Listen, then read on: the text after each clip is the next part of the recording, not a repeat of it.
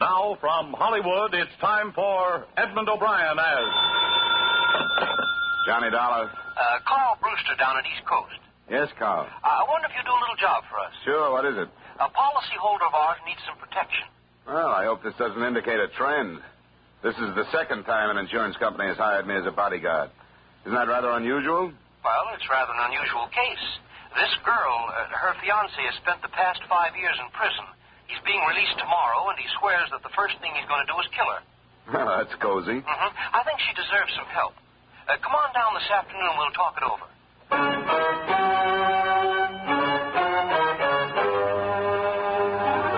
Edmund O'Brien in a transcribed adventure of the man with the action-packed expense account, America's fabulous freelance insurance investigator. Yours truly, Johnny Dollar.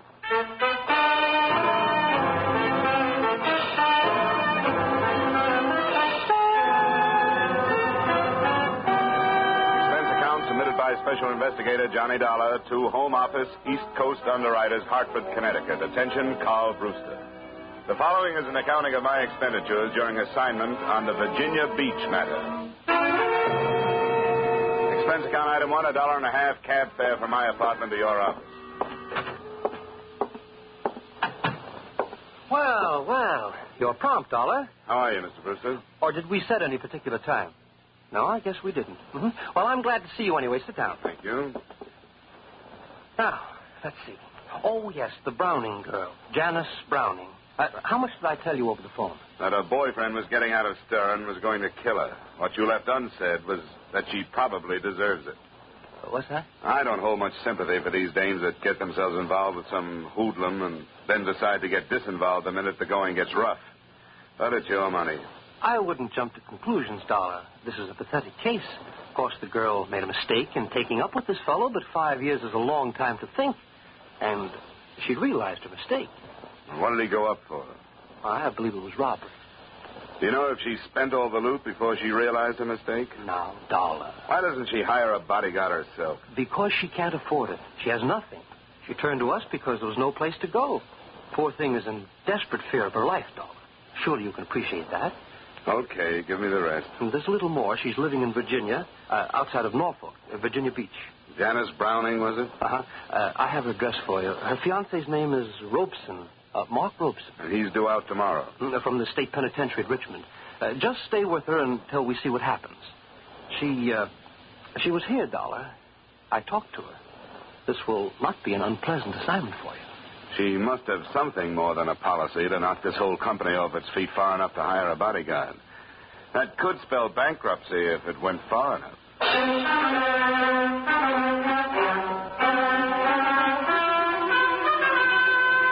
Expense account item 2, $110 transportation and incidentals between Hartford and Virginia Beach, Virginia.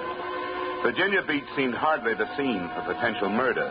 A white strip of sunny beach on one hand and a friendly forest of pine on the other.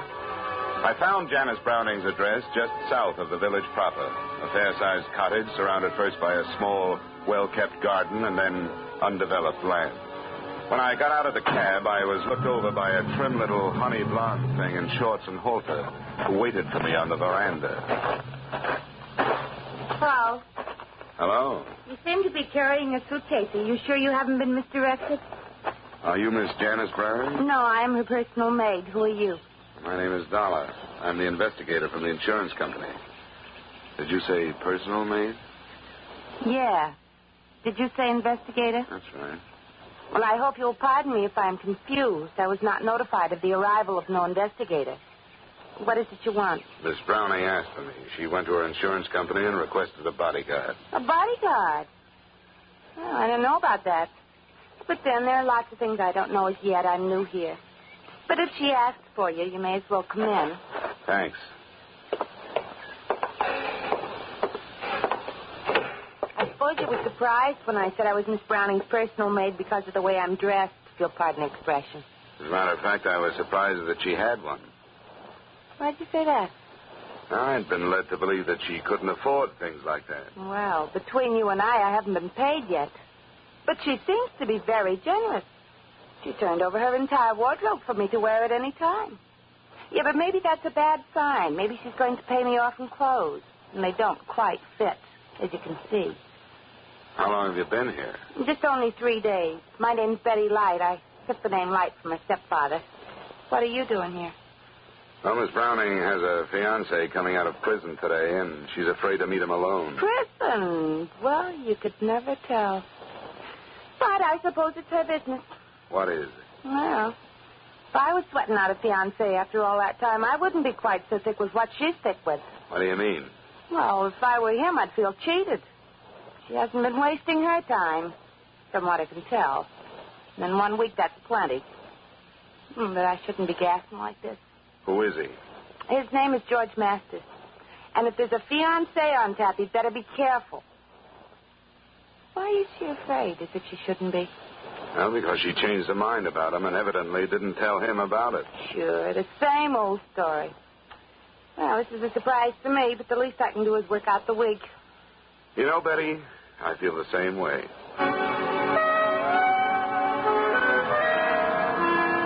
It was just past midday when I arrived, and wasn't until almost 5 that a cream-colored convertible coasted into the driveway carrying a man and another honey blonde. I could see immediately how Janice Browning had swept the insurance company off its feet. How do you do, Mr. Dollar? I'm so glad you're here. Oh, may I present Mr. Masters? Oh, yes, Mr. Masters. I won't stay, Jan. I know you have things to talk over. I'll pick you up at 7. All right, George. Bye, Dollar. Feel a lot better, too, now that you're here. I'll do what I can. See you at 7, Jan. I'll be ready. Oh, please sit down, Mr. Dollar. Betty. Yes, Miss Browning. I don't think we'll need anything, and I'd like to see Mr. Dollar alone, if you don't mind. Oh, by all means, Miss Browning. Could I have your permission to visit the beach? Of course, stay as long as you like. You know where the beach things are. Oh, I wouldn't think of encroaching. I'll just go the way I am. She's the strangest girl. Where'd you find her? She was a waitress in New York. I asked her if she wanted to come down for the rest of the summer. I thought she'd be company. But she's become so formal, or tries to be. Oh, would you like a drink or something? No, thanks. I suppose you think I'm an awful coward to scream for help the way I did. Well, I haven't heard all the particulars. I really didn't know what else to do. I thought of running away, but, well, I've made friends here. There's the simple fact that I don't have any money. How serious do you think this threat to kill you is? I'm afraid it's quite serious. But I don't know what will happen, and I wanted somebody to be with me. When did you see him last? 6 months ago. I thought about it for a long time, about our breaking our engagement and which would be the best way to do it, and I decided to face him while he was still in prison and simply tell him I couldn't go on. Well, that wasn't the easiest way to hand it to him. I know, but it was the fairest, I thought. He didn't create a scene or anything, but I'll never forget his expression. He just looked at me and said, "Have your fun. You've only got 6 months, because when I get out of here, I'm going to kill you." Well, now the 6 months are up. He's been let out. He knows you're here? Yes, he'll come here. Your friend Masters said he was going to call for you at 7. Where were you going? Just to dinner and maybe a club afterward. I think you'd better cancel it. Why? I'll go crazy if I have to sit in this house and just wait. I don't want you to come back here after dark, for one reason. If you can't go a long distance and stay, I don't want you to leave at all. The village is too small. If he knows it, he'll find you. I'll be with George. Look, you managed to put the responsibility of this thing into the lap of your insurance company, and they handed it to me. Now, I want you to stay here where I can keep my eye on you. All right, Mr. Dollar. I'll do anything you want me to. Good. Oh, you might mix that drink you offered. Scotch, if you have it, and plain water. The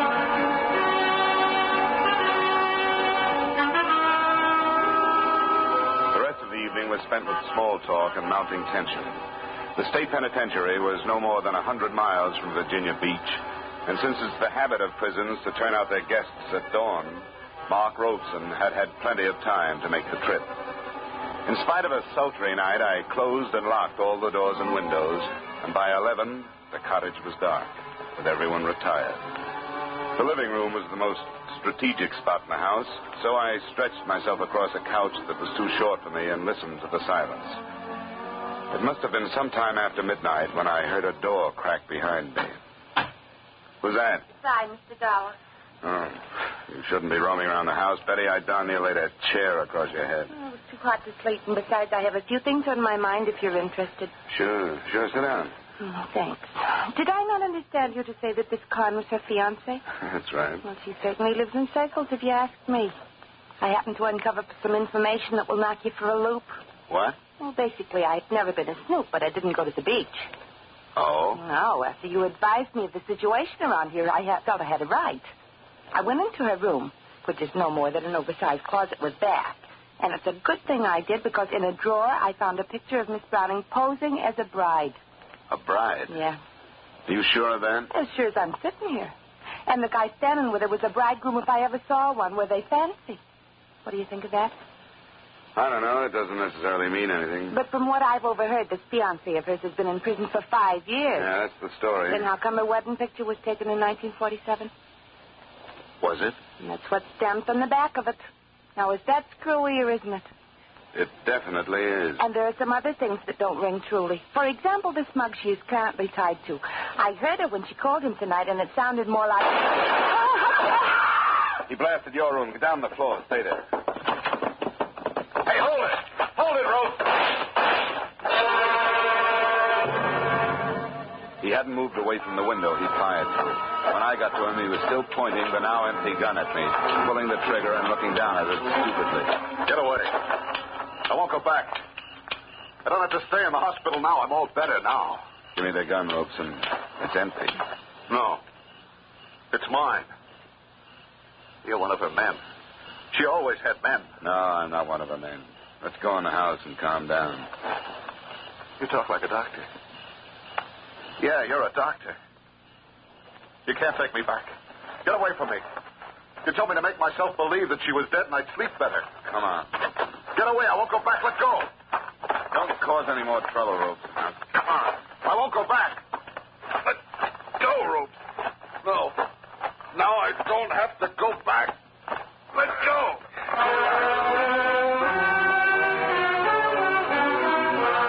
I've heard stories of the unbelievable physical strength of those whose mental strength is gone.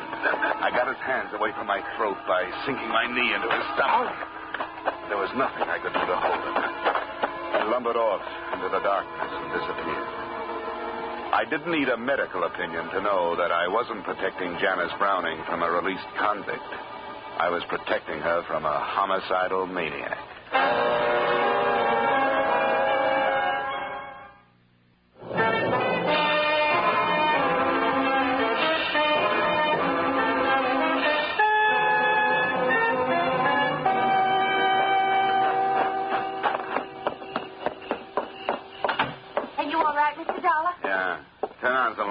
But stay away from the windows. I doubt if he'll come back, but he might. That brute is still on the loose? Yeah. Where's Miss Browning? She's still in her room. I heard her bawling, but she stopped now. Miss Browning? Yes? I'm coming in. Where is he? I couldn't hold him. Where's the light switch? No, don't turn on the light. He thinks he killed you. He won't come back tonight. Well, why don't you go ahead and say it? Oh, I'd better not. As a matter of fact, I don't mind your lies or the way I was dragged into this. But what really stinks is you're hiring that girl because she looks enough like you to be mistaken for you at a distance. You give her your clothes to wear and you put her into your room. Well, she'd be dead now if she hadn't come into the living room. I'm not trying to pass the blame, but it was George Masters' idea. He remembered her and thought bringing her here might be a way to save my life. Robeson's your husband, isn't he? Yes, he's my husband. What's he doing running around loose? He escaped from a hospital in Pennsylvania. He's been there a year. He tried to kill me before he was committed. Why didn't you tell the insurance company the truth? I did. No, you didn't. Yes, I did. It was Mr. Brewster's idea to tell you that he was coming out of prison. He thought you wouldn't take the job if you knew the truth. Well, he was right, and I'm leaving the job right now. Oh, you have every right to. You can get yourself some protection around here. I couldn't when I tried. I went to every private detective in Norfolk and Portsmouth. None of them would take the case? No. Well, what about the police? What is this, county out here? Yes, it is. I notified the sheriff's office, and they promised me extra patrols, but that's the best they could do. So how did you happen to turn to the insurance company? Well, George Masters is my lawyer. He suggested it. Mr. Dollar, I'm not begging for help or excusing anything I've done, but I've been half crazy with fear, and The awful lost feeling when nobody would help me. I had to do something. What about your lack of money? Was that a lie, too? Oh, every penny I had has been spent on treatment for Mark. I borrowed from George on my insurance. I sold our house in Connecticut, and that money's gone. This property is all I have left, and I borrowed against it. I guess you've had your troubles. Who can I talk to about your husband? You mean a doctor? Yes, I thought maybe a doctor might know what Robeson would do next. Well, Dr. Becker came on to Norfolk after he warned me that Mark had escaped. His phone number is in the little book on the stand. Well, I hate to bother him, but I'd like to have him come out tonight. Mr. Dollar, Yeah? you're staying? Oh, not any longer than I have to. Hey, you'd better get up and have a drink. You're shaking like a leaf.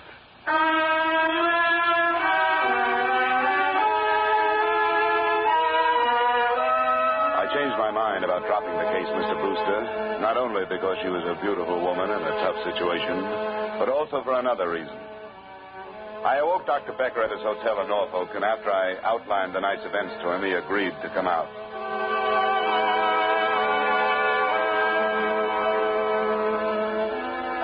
It must have been a decidedly unpleasant experience, Mr. Dollar.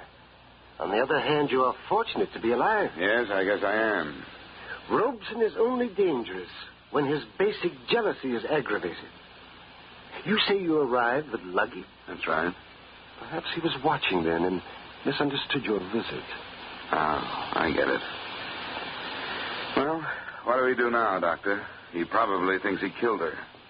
Can we expect him to come back? Well, that is hard to say. He'll suffer a deep sense of remorse. Then he may feel that what took place was only a figment, a dream. The remorse would cause introspection and keep him away. The fantasy thought might bring him back to investigate. When? Oh, who knows? Tonight even, or tomorrow. Would he try to kill her again? Oh, yes. An extremely strong fixation. Do you want him to come back? Well, I want to see the end of this. That's the best way I can think of. I'll keep his wife here tomorrow outside so he can see her if he does come. She's the one who really has suffered, the poor girl. I wish there were a way to ensure her safety. We could alert the police. Well, with the police on the scene, then he would not return. Here she comes. Hello, Dr. Becker. Oh, good evening, my dear. Or morning, rather. Oh, I'm so sorry about the trouble. I'm afraid it can't be helped. I was so sure at one point that he was responding to treatment. Oh, I know you've done your best, Doctor. Mr. Dollar, I may be imagining things, but I'm awfully worried. It'll be all right. No, I mean, I tried to phone George, and there's no answer. It's after 2, and he should be at home. Mark knew that George and I have always been friendly. Would there be any danger to this man, Doctor? Oh, I hardly think so. All of your husband's aggressive urge was directed toward you, Janet. Well, could we go and see if everything is all right? I can't help it. I'm worried. Where does he live? In the village. It's not far from here. Could we borrow your car, Doctor? Oh, by all means, my dear. Here are the keys. You'll come with me, Mr. Dollar? Oh, I'm not letting you go alone. We'll be back as soon as we can, Doctor.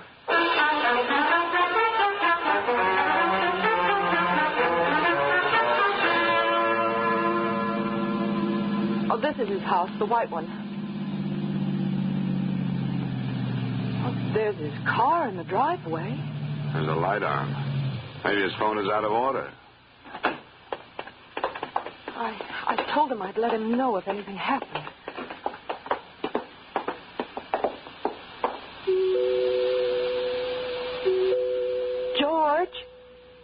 George, it's Jan. He doesn't answer. I want to go in. Let's see. It's unlocked. George? Light's coming from a room back there. Oh, that's his study, where the phone is. Well, we can check that then.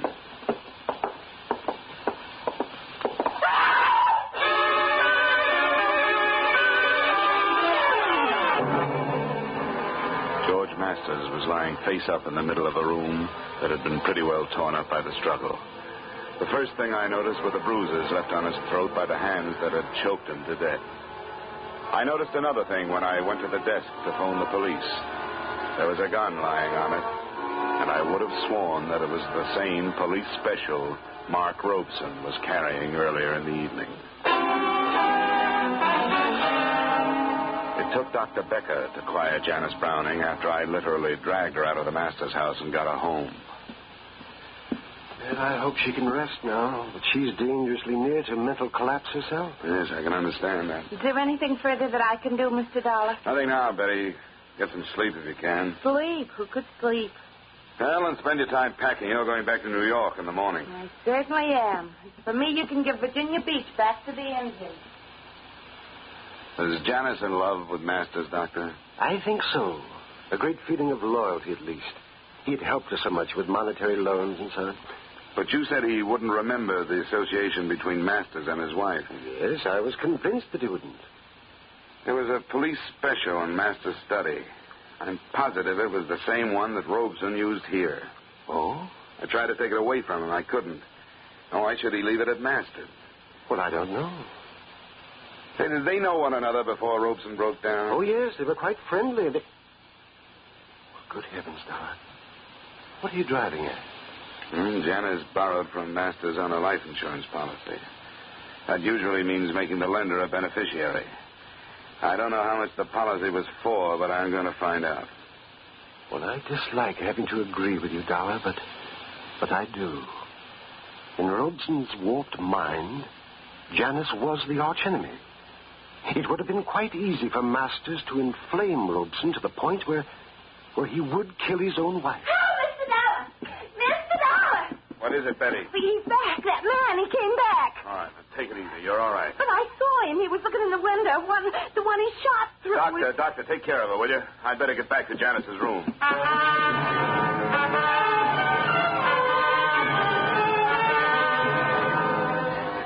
There was no more trouble that night, nor was there any rest. We knew that since Robeson had come back, he realized his mistake. And we knew that he would try to come back again. We agreed that instead of calling for police protection, we would let him return and try to handle him when he did.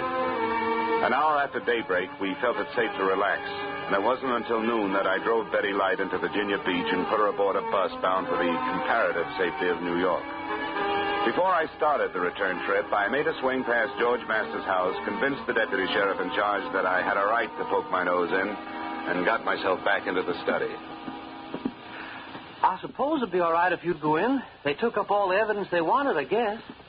What was that, Sheriff? All the things that pick up prints. Here you are. What do you want to look at? Some of his papers. I won't interfere with your work, but I'd like to know how he stood financially. You think that has something to do with it? No, I don't know. It might. They dusted all them drawers, so I guess it's all right if you pull them. He's a lawyer, you know. Yeah, I know.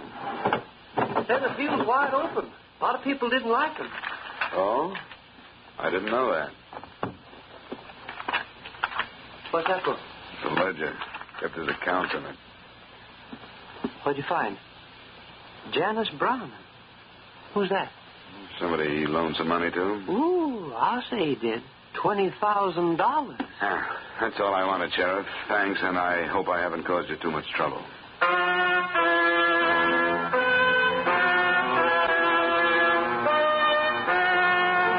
What I'd found was another link in a chain of circumstantial evidence that would never be used since George Masters was dead. He had loaned Janice Browning the thousands she had spent on treatments for her husband, and it was obvious that there was no chance of her ever being able to pay him back. The last notation revealed the fact that a $5,000 loan had been made on her insurance policy in April. A long-distance call to the company told me that the policy was for $50,000 and that George Masters had become the sole beneficiary the same month, April.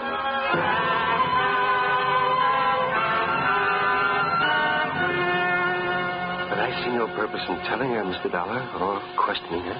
I don't either, Doctor. I hadn't planned to, but the sheriff's office won't think twice about throwing it at her if it gets out. If you will allow me the privilege of perjuring a certain amount of expert testimony, I think I could manage to gloss over it. Well, the deputy saw it, but I don't think it sank in. I hope not. Of course, we're assuming that we'll be successful in subduing Robeson. You said he would come back. I'm sure he will. It is you I'm worried about. Well, I'll have to be ready for him this time. He's too strong to take without a weapon. I hate to do it. Oh, I don't think you need to be. The poor fellow will have no idea what is happening except that he has come back. Okay. Is she awake? Yes, I think so. Well, it's 3 o'clock. She should be outside in case he's watching. Yes. I'll go and explain our tactics to her. Good luck, Mr. Dollar. I hope all goes well.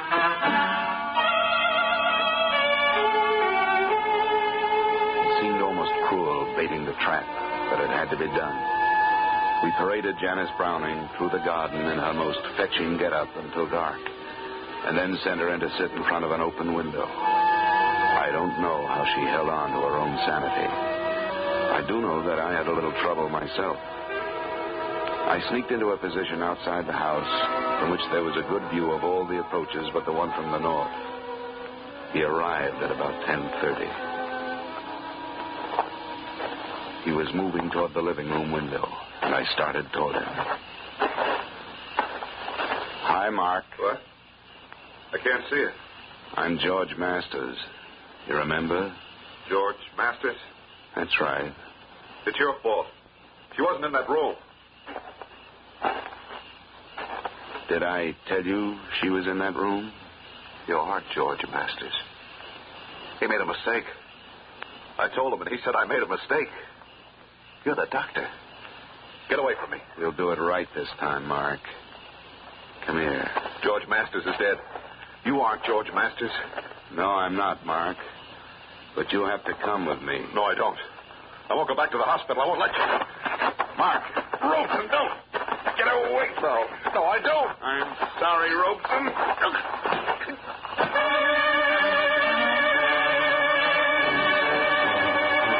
I don't know what Becker is going to say to the police, but I do know what he learned from his patient after he was returned to the hospital and quieted down. Enclosed, you will find the doctor's confidential statement. He did go to Masters, hoping to ally him as a friend.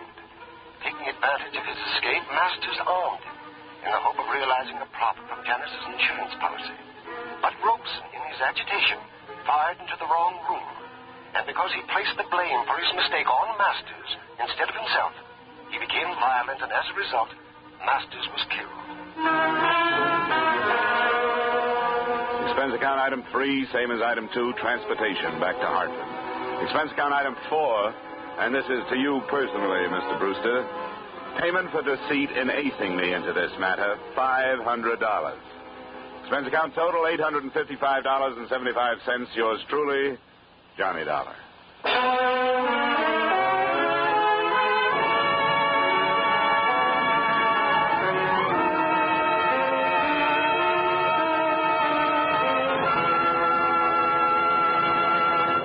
Truly, Johnny Dollar stars Edmund O'Brien in the title role and is written by Gil Dowd with music composed and conducted by Leith Stevens. Featured in tonight's cast were Bob Sweeney, Virginia Gregg, Gene Bates, Hy Averback, and Howard McNear. Yours truly, Johnny Dollar, was transcribed in Hollywood by Jaime Del Valle.